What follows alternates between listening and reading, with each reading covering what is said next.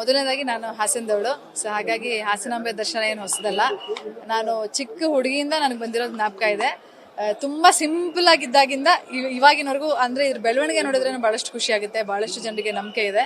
ಹಾಗೆ ಹಾಸನಾಂಬೆ ಒಳ್ಳೇದ್ ಮಾಡ್ತಾಳೆ ಅಂತ ನಾವೆಲ್ಲ ನಂಬಿದೀವಿ. ನನಗೂ ಕೂಡ ಹಾಗೆ ಒಳ್ಳೇದಾಗಿದೆ.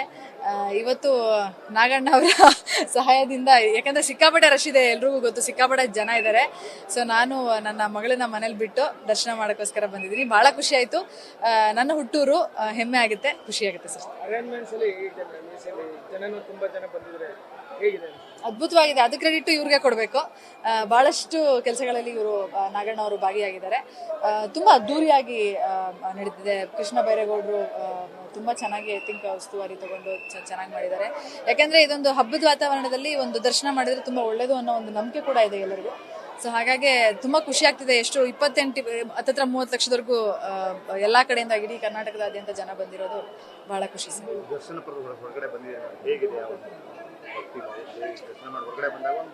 ಸರ್, ಕೆಲವು ದೇವಸ್ಥಾನಗಳಲ್ಲಿ ಕೆಲವುದೇ ಆದಂತ ಒಂದು ಎನರ್ಜಿ ಅಂತೀವಿ, ಒಂದು ವೈಬ್ ಇರುತ್ತೆ. ಅದು ಬಹಳ ಸ್ಟ್ರಾಂಗ್ ಅನ್ಸುತ್ತೆ ನನಗೆ ಇಲ್ಲಿ ಬಂದಾಗ.